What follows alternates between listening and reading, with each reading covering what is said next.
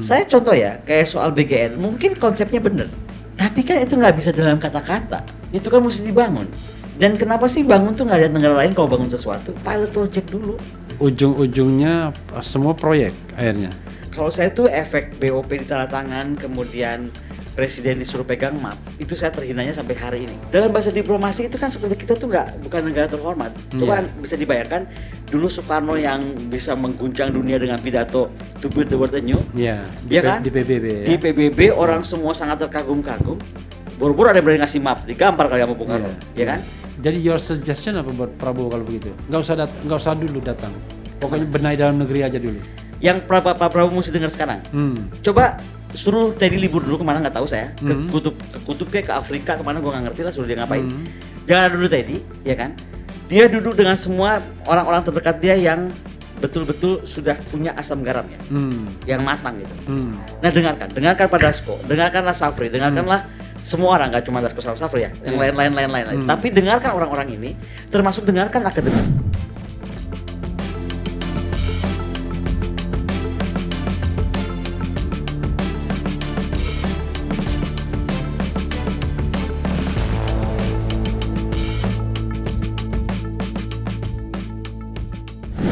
Jadi ada orang memprediksi ini secara geopolitik ya.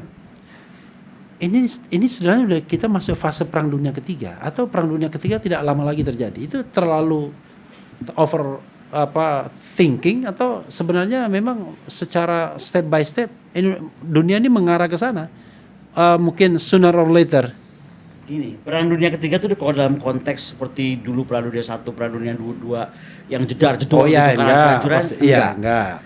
Tapi perang dunia dengan tadi bagaimana ekonomi suatu negara dikuasai, bagaimana teknologi suatu negara diakali gitu supaya tidak bisa berkembang, bagaimana resource dikendalikan oleh negara yang bukan pemilik resource, ya kan? And so on and so forth. Nah, itu sangat sudah terjadi. Contoh bagaimana Anda sepowerful China aja, ya kan? Masih mau coba dikontrol hanya karena penemuan teknologi. Ya kan?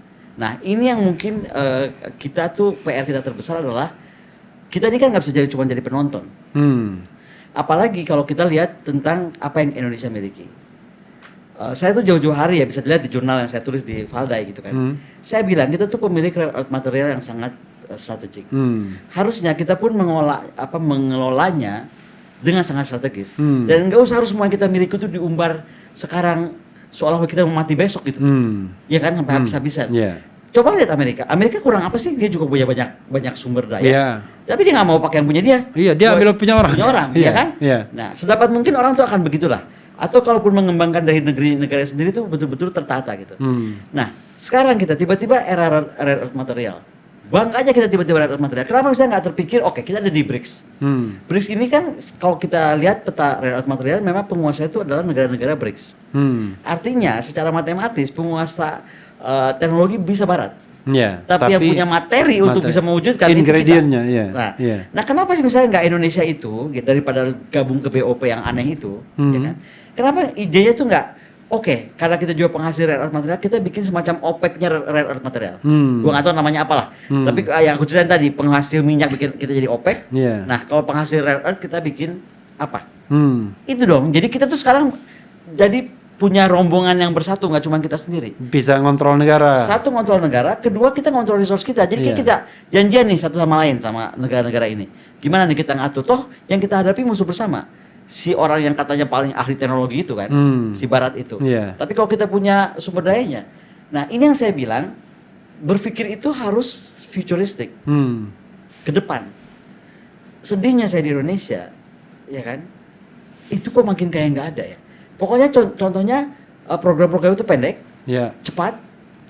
Kalau bisa dana komandonya di depan, ya kan. Kemudian begitu udah untung ya sudah. Selesai. Saya nggak ngerti nih kayak IKN. Ya kan? Orang kan soal lupa sama IKN. Karena kalah sama MBG yang 1 triliun ya. Tapi jangan lupa IKN itu udah berapa ratus triliun. Itu uang siapa? Dananya sudah kemana saja? Nggak ada pertanggungjawabannya. Kok nggak ada pertanggungjawaban? Kita dulu Hambalang aja Pak SBY bikin kita rame. Itu Hambalang segede apa dibandingin IKN? Loh, kok sekarang kita kayak mengulangi lebih gede lagi? Jadi kalau ini dibiasakan, kita nggak perlu nunggu perang dunia ketiganya Pak Refli tadi, nggak usah. Kita udah bubar duluan, hancur duluan pasti.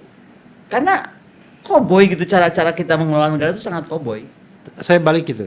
Kalau misalnya Indonesia ini terlibat dalam potensi perang dengan konflik apa kira-kira yang memungkinkan Indonesia terlibat dalam perang?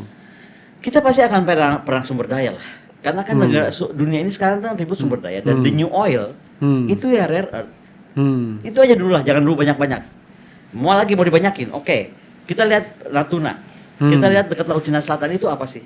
Ya kan? Atau di daerah Indonesia Timur yang dekat ke Australia itu, apa itu sana? Kan sumber daya juga.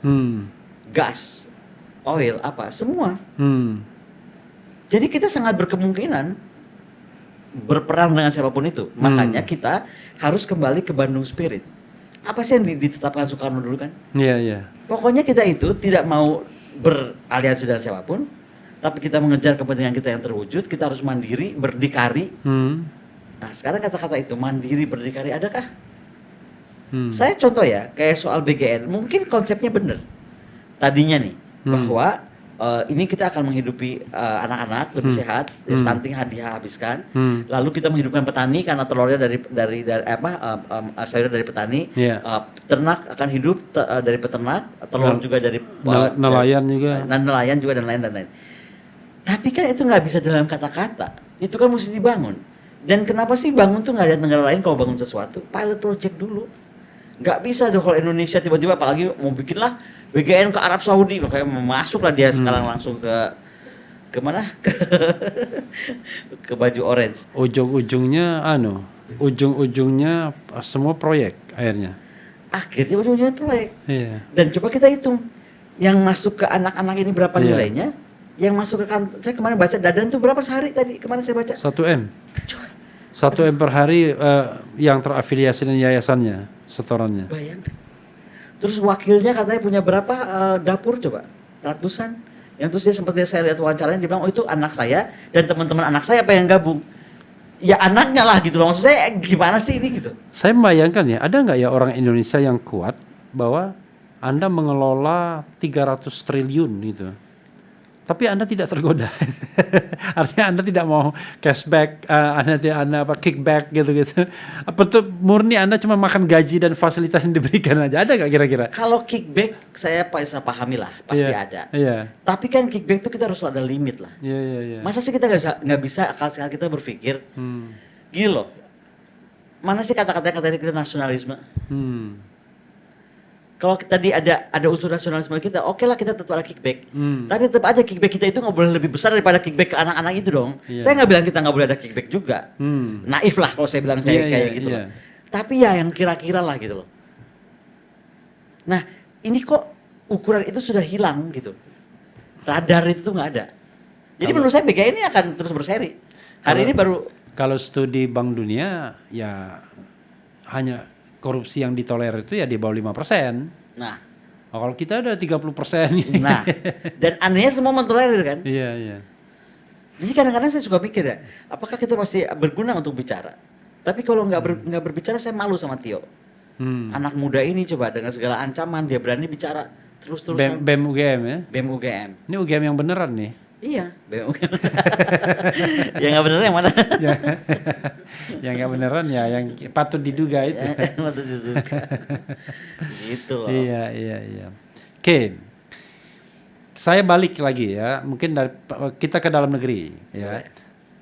Tapi gini, dalam negeri dan kaitan dengan tadi kan dibilang gini, syarat perang dunia ketiga ada yang bilang begini, sebenarnya udah terpenuhi nih 3 ini, nuklir, tapi nuklir belum dipencet kan tombolnya, kemudian pandemi sudah berkali-kali diupayakan dan ternyata berhasil kan dengan COVID-19 itu. Ya, tapi yang kedua enggak nih? Ya, yang ini belum berhasil, bukan tidak berhasil. Ya. Kemudian kita membuat proyek ada yang untung gede-gedean, bayangkan bisa vaksinasi. Dari masker aja berapa? Belum vaksin. Makanya. Belum apa tuh tes. Iya, makanya gila kan. Itu harganya juga nggak karuan, kontrolnya nggak ada itu. Yang ketiga energi. Nah, energi mungkin bisa dikembangkan menjadi sumber daya kan. Nah dari 3 ini sebenarnya kalau itu terjadi at the same time, misalnya perebutan termasuk juga nuklirnya dimajukan ke depan, ya sudah udah perang dunia ketiga benar. Baik dalam skala yang terlihat maupun yang tidak terlihat gitu. Kan sekarang kan skala yang tidak terlihat kan. Iya. Mungkin cyber war macam-macam, kemudian ada apa gerilya-gerilya di area-area tertentu yang kita tidak bisa melihatnya. Tiba-tiba jangan-jangan kapal selam orang lain sudah masuk ke wilayah kita nggak tahu. Sudah sangat kalau itu. Makanya itu pesawat mungkin mengintai terus-menerus itu dan melewati wilayah kita juga tidak mampu misalnya. Nah, apa yang bisa dilakukan Indonesia kalau untuk mengawasi itu selain tadi kerjasama dengan negara-negara yang punya sumber daya tadi? Itu kan saya bicara soal negara sumber daya karena saya bicara material. Tapi kalau bicara soal kekuatan, sebuah kohesi kekuatan, jangan dulu ngomong dengan orang lain lah. Oke. Coba kita sendiri nih, sekarang kita punya anggaran pertahanan yang tinggi, yang besar ya. Apakah betul sistem pertahanan kita mau bangun? Anggaran kita berapa sih pertahanan? Berapa ya? 187 triliun atau berapa ya? Lupa saya tuh. Kurang dari 200 ya? Ya kurang. Kurang dari 200 triliun. Ya, oke. Tapi kan coba lihat dari sekian 187 triliun itu yang kalau nggak salah itu 70% masih buat anggaran rutin. Iya. Maintenance. Anggaran rutin termasuk gaji segala.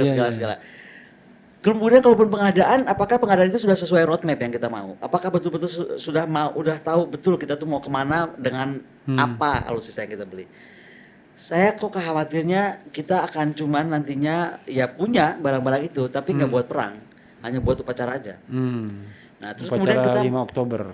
Ya atau 17 Agustus kan. Padahal kita coba lihat juga sekarang tuh perang udah sangat nggak terlihat. Tadi Pak Refli bilang kan. Barangkali nanti nuklir tinggal pencet saja. Pak, percaya saya, dengan teknologi yang dimiliki sekarang, at least oleh Rusia, kita udah nggak pakai pencet knop. Dia udah bisa ukur nih, certain limit, ada satu batas yang dilewati oleh serangan dari luar Rusia. Otomatis sistem udah jawab. Udah, presiden diamankan kan, ya kan, sistem yang jalan.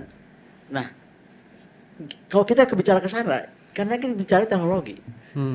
Dan teknologi itu dibangun sendiri, kemandirian, keberdikarian tadi. Iya. Ya kita gimana kalau sekarang kita semua masih dari luar. Kita beli sama dia, dikasih kuncinya di dia. Kalau kita perang sama dia lihat dong waktu kemarin kunjungan Amerika ke Presiden Trump ke Beijing kan.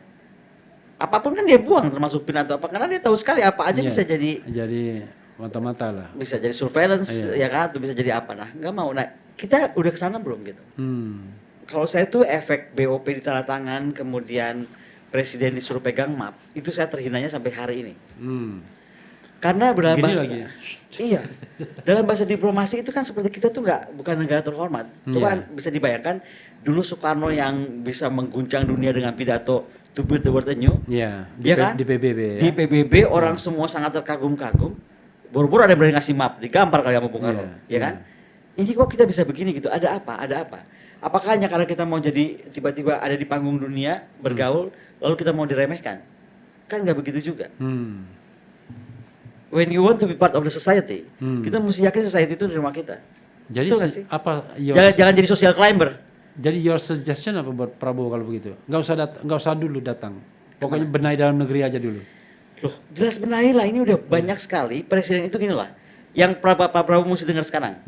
Coba suruh Teddy libur dulu kemana nggak tahu saya, ke kutub kayak ke Afrika kemana gue nggak ngerti lah, suruh dia ngapain. Jangan ada dulu Teddy, ya kan?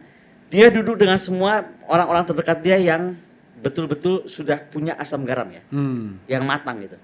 Nah dengarkan Pak Dasko, dengarkanlah Safri, dengarkanlah semua orang, nggak cuma Dasko sama Safri ya, yang lain-lain. Tapi dengarkan orang-orang ini, termasuk dengarkan akademisi, karena kan gini loh, kita ini kan, saya sampai heran Pak Prabowo bilang, itu ngapain sih FGD? Ya iyalah kalau FGD-nya cuma buat basa-basi. Orang tuh kan bikin pertemuan itu kan untuk ditangkap pemikiran kita itu apa. Kekuatan tuh di pikiran. Ini udah hilang di Pak Prabowo sekarang. Soalnya kekuatan tuh di besi, di senjata, di alutsista, di alat hankam. No, kekuatan negara itu, kekuatan bangsa itu di pikirannya. Makanya lahir peradaban kan. Jadi itu yang saya bilang, saya ingin sekali Pak Prabowo ini bisa sejenak lahir, karena sekarang semua orang udah bilang yang sama kan. Semua akses ke beliau itu ditutup. Jadi dari presiden itu adalah Teddy. Orang udah sampai bukan saya nyimpulin nih. Kalau saya baca sosial media kan udah kayak begitu. Ya cobalah si Teddy ini suruh liburan dulu kemana nggak tahu, atau ditaruh dulu di bunker di bawah tanah suruh berapa lama ya. Pokoknya presiden suruh jadi presiden dulu sendirian. Nah coba kita lihat. Karena saya yakin presiden tuh nggak sebegini parahnya gitu. Apakah dia akan tetap begini dengan melihat keadaan negara dikorbankan hanya untuk ambisi proyek-proyek yang mohon maaf ya, buat sebagian besar orang yang diuntungkan, wah Dia bisa jangan coba diberhentikan lah si BGN ini. bahkan sewa buzzer dia. Nah, Begitu orang bilang mengkritik begini, langsung iya kan? diserang. Lah sekarang kita lihatlah, kita rakyat lah jauh dari sana. Yang di dalam BGN sendiri itu Sony kirim surat cinta kepada Nanik Dayang kan. Terima kasih atas hadiahnya. Apa itu kalau bukan bahasa kode? Something wrong inside. Betul dong? Iya. Nah ini udah harus selesai lah, harus selesai. Pak Prabowo tuh harus tahu. Jangan cuma ngomong saya sedih, orang yang saya tunjuk tidak bisa amanah gitu kan. Tapi nunjuk juga sama juga, orang yang menurut saya nggak beda-beda jauh. Saya tanya ya, kalau kita zigzag aja jadinya. Jadi ya udahlah, kita anggap ngobrol asik aja. Ya. Kira-kira ya, ada nggak sih orang Indonesia dipercaya ngontrol dana 300 triliun atau 1 triliun per hari lah Ya, hampir. Itu, tapi dia tidak korupsi dan dia bisa tegas gitu. Kembali ya, kalau saya tuh tadi lah, mungkin saya kelamaan di Rusia tadi ya. Iya. Saya lihat orang tuh semua bergerak untuk bangsa ya. Mau jenderal, mau apa gitu. Yang dilihat tuh adalah survivabilitas negara, keberlangsungan negara. Nah, orang itu siapapun yang ditunjuk yang untuk jadi 1 triliun sehari, masa dia nggak bisa refleksi ke diri sendiri sih? Kalau gue bikin ini, negara saya survive nggak? Itu aja pertanyaan, jangan canggih-canggih lah, jangan susah-susah pertanyaannya. Kalau saya tetap begini cara saya bekerja seperti yang kemarin, ya kan? Negara ini survive nggak? Target yang mau ingin dicapai itu tercapai nggak? Kan kita lihat sekarang, apakah petani happy dengan ini? Apakah peternak happy dengan ini? Orang kita mau impor dari Prancis, gimana coba matematikanya saya nggak ngerti. Kayaknya kalau ini mesti saya belajar dong ke sini. Iya. Atau mungkin secara lebih luas lagi, bisa nggak negara ini bebas dari korupsi gitu? Karena Kalau negara ini bisa Iya. bebas dari korupsi kalau sifat negara ini yang paling basic ya. Kita tuh memang bangsa munafik sih kalau kata siapa? Yang bilang nih sastrawan. Ada yang sastrawan yang bilang kita tuh memang bangsa yang munafik. si siapa? Yang dari Minang, bukan? Lupa saya namanya. Tapi dia bangsa Indonesia itu bangsa yang munafik. Taufik Ismail, bukan? Bukan. Bukan ya. Yang kedua adalah kita pengkhianat sih. Yang tega akhirnya mengkhianati tadi apa saja yang sudah dibuat. Makanya ya kalau di Rusia ya, misalnya kita Victory Day 9 Mei. Victory Day itu kan hari kemenangan Rusia terhadap perang dunia. Ya kan? Bayangkan. Itu dari anak kecil bayi sampai orang-orang veteran perang itu turun ke jalan, hari itu kan libur nasional. Kita semua, saya aja termasuk yang saya kan cuman pemilik green card, belum jadi warga negara. Itu kayak terdorong untuk kita pakai baju zaman perang itu, pakai orange blacknya Victory Day ya kan. Kemudian betul-betul ikut celebration, memperhatikan Presiden Putin tuh itu kayak dulu, mungkin kalau saya gambarkan kita tuh menunggu Presiden Putin pidato seperti zaman dulu orang tua saya mungkin atau nenek saya nunggu Bung Karno pidato. Iya. Jadi pokoknya deketin TV, deketin radio kalau perlu, atau deketin tempat-tempat umum yang ada giant TV. Kita ingin dengar Presiden ngomong apa, gitu loh. Sekarang Anda bisa lihat dong, Presiden masih diterbang dari Paris atau dari mana saya nggak tahu. Aduh, dia mau ngomong apa di 1 Juni? Orang malah jadi stres dia mau ngomong. Kan ada yang salah. Ya, untuk menghindarkan stres katanya apa-apa, dan kemudian ketiga atau keempat jangan dengarkan pidato Prabowo. Tapi begini ya, saya lihat gini, karena pemilunya transaksional dan kemudian kita tahu kemenangan itu dicapai dengan cara bagaimana. Salah satunya adalah bahwa siapapun yang berkompetisi dalam pemilu yakin bahwa Anda menang kalau Anda satu menguasai state financial resources, kan begitu. Kedua, Anda menguasai state facilities, fasilitas negara kuasai. Dan yang ketiga, Anda menguasai state apparatus, baik sipil maupun militer. Dengan 3 penguasaan ini, maka siapapun yang ikut pemilu pasti menang. Dan itu udah terjadi kan? Ya, dan terjadi di zaman semua pemilu-pemilu ini kan. Nah, ketika Anda menang, maka Anda akan berbagi dengan kelompok itu kan. Dan dia beranak pinak ini, semuanya. Yang berganti orangnya, tapi sistemnya tetap remains kan. Nanti siapapun, misalnya gini, katakanlah misalnya ada tokoh siapapun you name it. Kalau Mbak Koni siapa calon presiden misalnya ke depan? Misalnya selain Prabowo. Kalau dia Saya nggak pernah jauhin Prabowo. Enggak, misalnya selain Prabowo yang secara real kan ya, secara real misalnya selain Prabowo. Kan siapapun akan terganjal pada tiga itu kan. Penguasaan terhadap uang keuangan negara, ya. kemudian penguasaan terhadap fasilitas negara dan penguasaan terhadap aparatur negara. Kalau nggak punya tiga itu, nggak bisa menang. Udah pasti. Sekarang pertanyaannya, mungkin suara kita dicoblos tuh di TPS. Tapi yang dihitung kan nggak yang itu, karena ada state aparatus yang punya jaringan mulai dari desa sampai ke tingkat nasional. Nah pertanyaan saya gitu. Kita balik. Berarti sekarang kalau tadi diharapkan ada apa yang kata Pak Rocky Gerung? Radical break. Radical break itu how? Itu kali jawabannya, harus radical break. Iya. Jadi nah kalau radical break gimana caranya kita? Ya semacam reformasi jadinya kan. Revolusi. Ya semacam saya masih soft semacam reformasi. Jadi cuma kan reformasi kita pada waktu itu kan tidak melakukan beberapa langkah, misalnya politik ilustrasi kan. Orang yang terlibat di masa lalu harusnya di-ban dulu kan, tidak ikut pemilu 2 periode. Ini kan enggak. Dia dengan mudahnya bermimikri. Yang tadinya orde baru banget tiba-tiba di garda orde baru. Iya, di garda terdepan. Dan sampai sekarang ternyata masih berkuasa juga. Gitu. Jadi kesalahan luar biasa kan. Jadi kita tidak ada yang breaknya kan, ibaratnya tidak memunculkan generasi baru. Contohnya generasi 98, which is dianggap generasi yang pendobrak kan. Coba lihat generasi 98 itu. Kan skrup-skrup aja akhirnya kan. Cuma skrup. Iya kan, cuma skrup aja. Bahkan kalah sama yang tadi B tadi.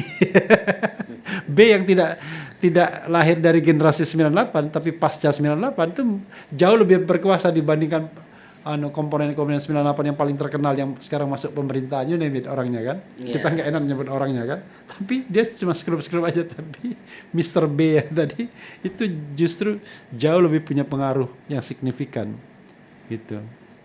Usia dia nggak bisa 98, ini belum terdengar kan, kita nggak pernah orang mengenal dia 98 kan. Nah karena itu ya kalau nggak ada radical break susah, kan sistem akan tetap berjalan siapapun orang yang radical break mesti sebelum 2029 dong. Iya harusnya begitu. Kita bicara tentang kebaikan ya. Jadi iya radical break untuk kebaikan bangsa. Iya bukan radical break kita perbuatan kekuasaan. Betul gitu. Bisa saja radical break itu kita break beneran sekarang.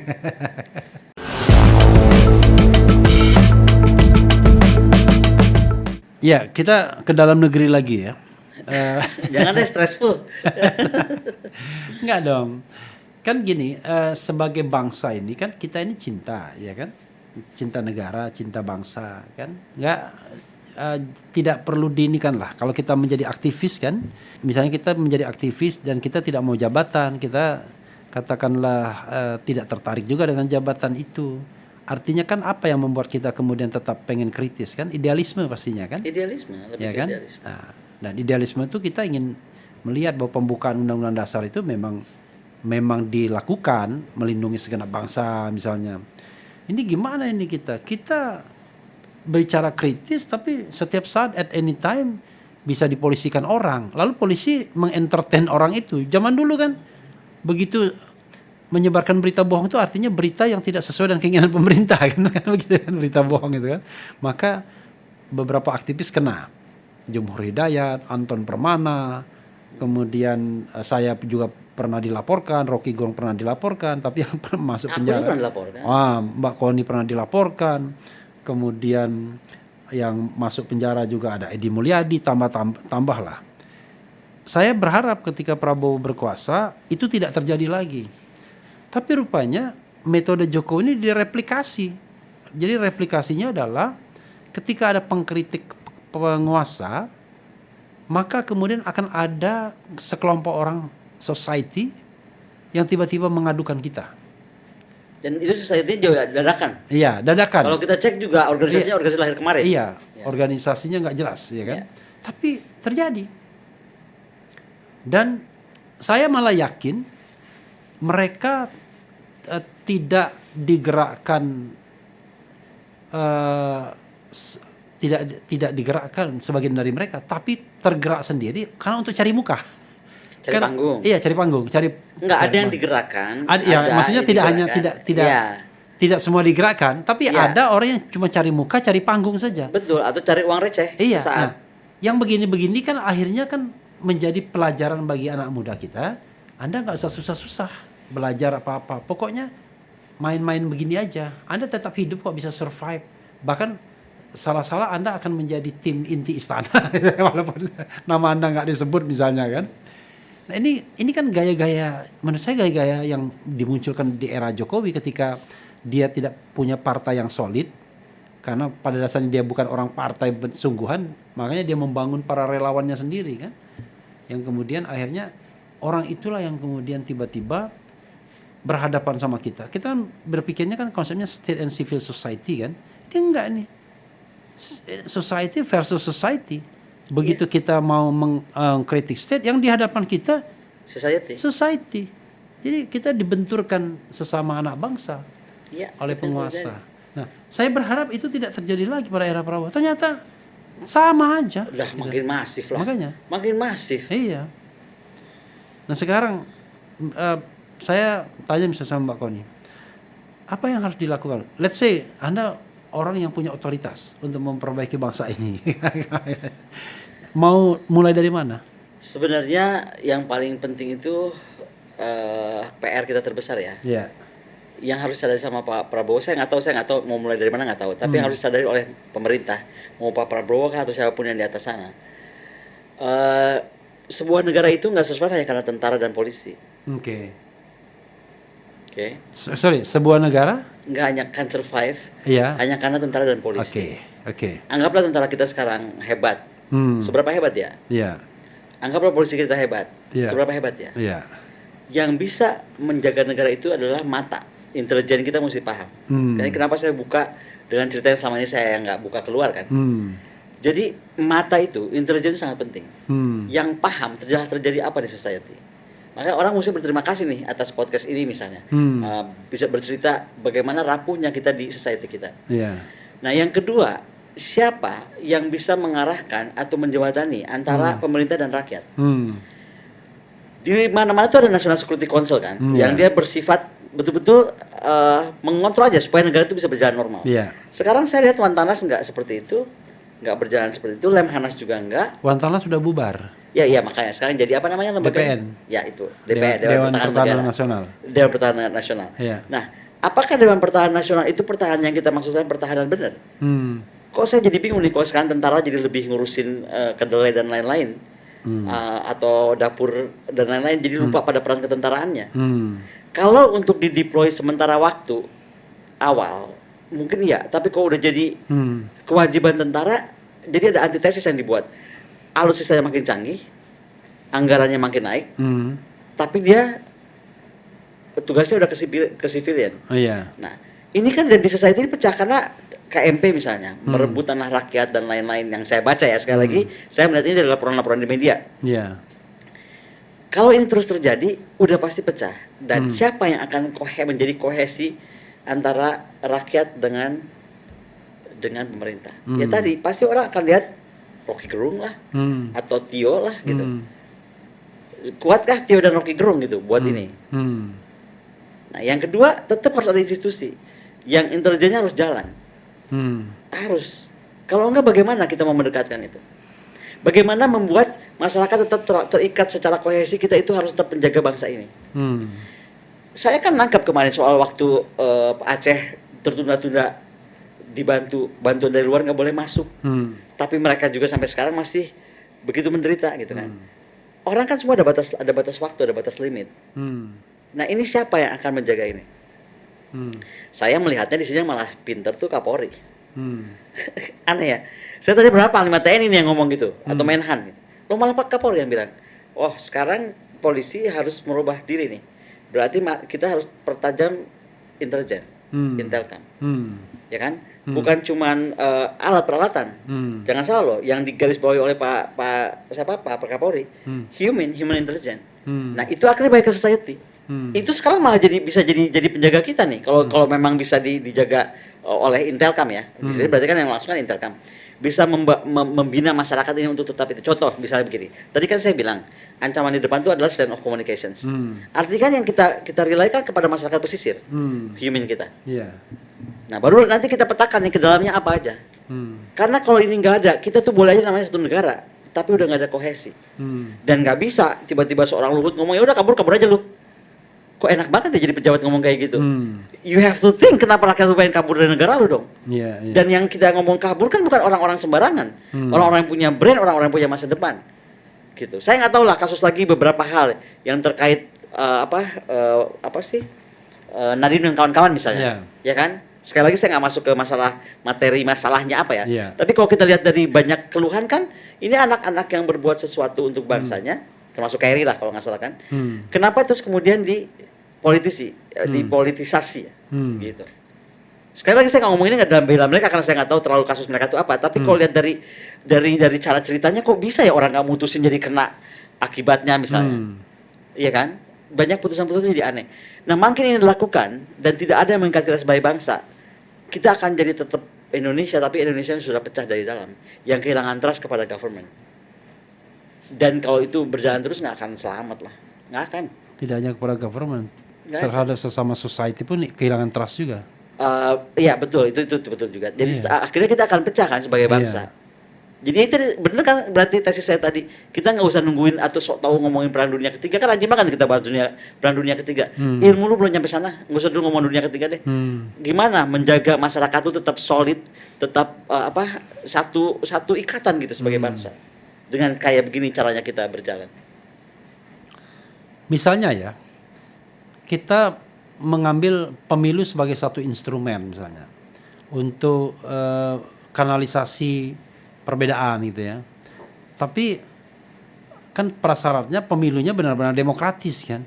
Nah, tapi kan tadi udah diterangkan oleh Pak sendiri makanya, bahwa 3 elemen tadi sudah ada semua. Maksud saya adalah tidak ada keinginan, tidak ada insentif bagi penguasa sekarang atau orang-orang yang dekat dengan penguasa agar pemilu itu demokratis. Masalahnya.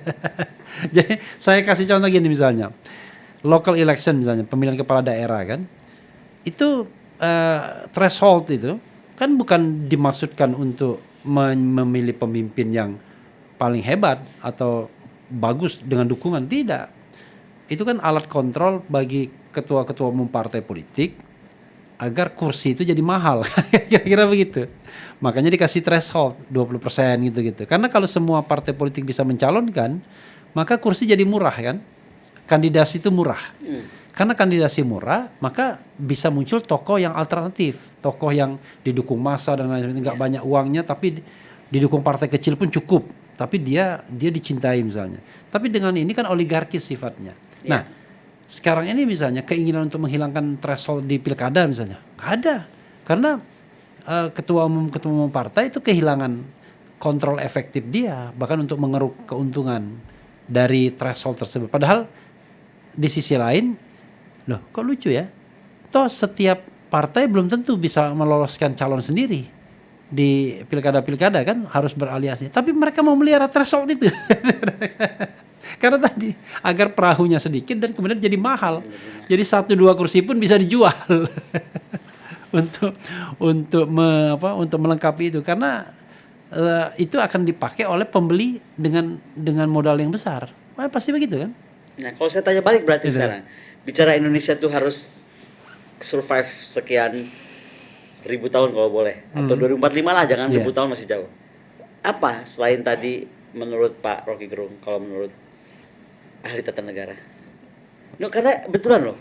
Korupsi harus dihentikan. Jadi harus ada betul-betul radikal gerakan untuk memberantas korupsi itu, yang tidak hanya omon-omon. Karena itu semua kegiatan, semua program itu nggak ada korupsi.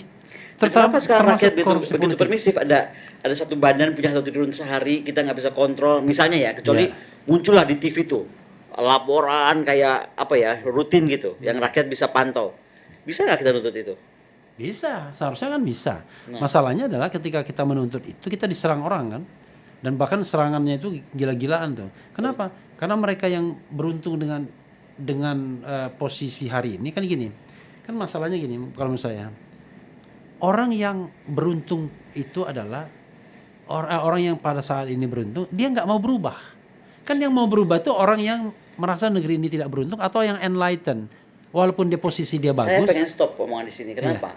Karena kalau kita tetap argumentasinya ke sana, kita nggak akan bisa pernah berubah. Karena orang yang tadi merasa tadi diuntungkan akan punya pembenaran.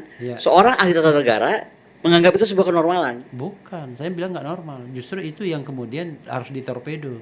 Ditorpedonya dari mana? Kita butuh yang namanya an enlightened leader, pemimpin yang tercerahkan. Karena dia sudah tercerahkan, ya kan? Dia bebas dari keinginan untuk korupsi, bebas keinginan kekuasaan, memanfaatkan jiwa paternalistik kita kan? Dia mulai langsung dia bulldozer, cari pemimpin-pemimpin yang benar. Masa dia nggak ngerti sih track record orang kan? Contoh misalnya gini, kita nunjuk seorang ini. Kita udah tahu ini penjilat, ini tukang makan uang, pembohong, harta kekayaannya nggak bisa dipertanggungjawabkan. Tapi karena dia nyumbang di pemilu, karena dia kemudian bekerja di pemilu, dia angkat dia. Begitu dia, udahlah, paling gampang kalau ini Sambo lah. Kenapa seorang Sambo bisa hidup dalam 3 Kapolri terakhir misalnya? Karena kemampuannya bisa jadi. Tapi sumbangannya yang besar itu yang juga harus diperhitungkan kan. Nah sekarang misalnya ada menteri yang kita anggap nggak layak, pendidikannya nggak layak, ya kan? Misalnya apapun. Keilmuannya nggak layak. Iya. Tapi terpakai. Ya bisa jadi. Karena orang yang punya integritas, punya moral, nggak mau main di wilayah becek. Iya, nggak mau kotor-kotor dia. Ya, sementara dia mau. Dan pemimpin hari ini shortcut. Saya butuh dana untuk di luar APBN misalnya. Kan nggak mungkin saya nunggu DIPA, nunggu pencairan dari Kemenkeu. Saya butuh cepat. Nah yang cepat itu kan orang-orang becek yang bisa menyediakannya. Akhirnya terpakai dia. Nah sekarang bisa nggak? Kalau semuanya bersih, semuanya berintegritas, kan akhirnya sistem harus jalan secara efektif dan efisien. Jadi tidak ada bedanya antara orang yang bisa main dan tidak bisa main karena sistem jalan dengan baik. Nah sekarang ya tapi kan kita balik lagi untuk ciptakan sistem itu gimana yang tadi tokoh utama itu harus enlightened leader. Kalau dia terbelenggu dengan satu orang ya nggak bisa lah. Makanya saya bilang, saya kan. So what is your prediction nih dengan kita kayak gini?